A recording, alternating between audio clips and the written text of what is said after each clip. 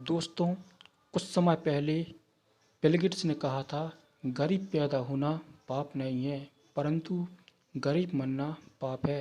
इस पर आपके क्या विचार हैं? चलिए दोस्तों, आज जानते हैं। दोस्तों, यह प्रसिद्ध कथन बिल गेट्स का है। बिल गेट्स ने एक पत्रकार को एक इंटरव्यू में ये बात बताई थी।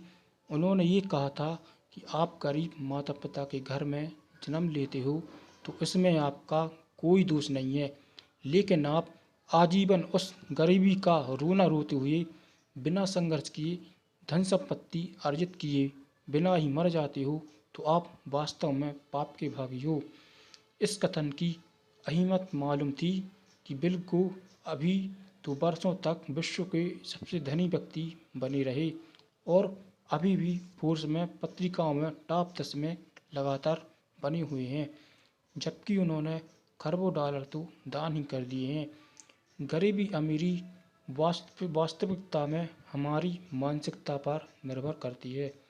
एक व्यक्ति अगर सच्चे मन से प्रयत्न करें तो उसे गरीबी से बाहर निकलने में दुनिया की कोई भी ताकत रोक नहीं सकती। गरीबी अमीरी सब हमारी निजी सोच, समझने की क्षमता और मानसिकता के ऊपर निर्भर करती है। जो लोग जीवन को जैसा जैसा है वैसा ही स्वीकार कर लेते हैं, वो लोग आत्मसंतुष्टि की भावना से ग्रसित होकर गरीबी आभाओं और दुखों के कुचक्र से कभी भी बाहर नहीं निकल पाते।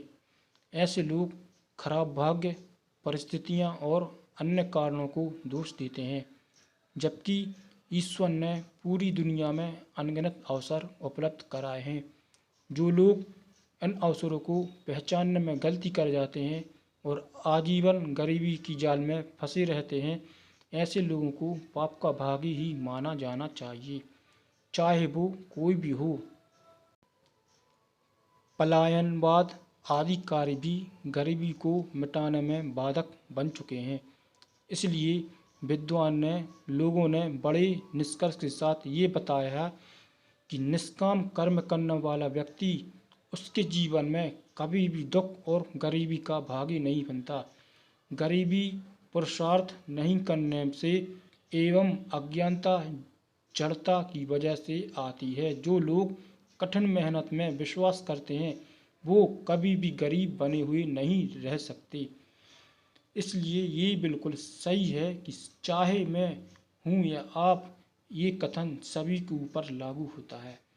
जीवन में श्रेष्ठता और सर्वोच्चता की भावना होना मनुष्य जाति का परम धर्म माना गया है।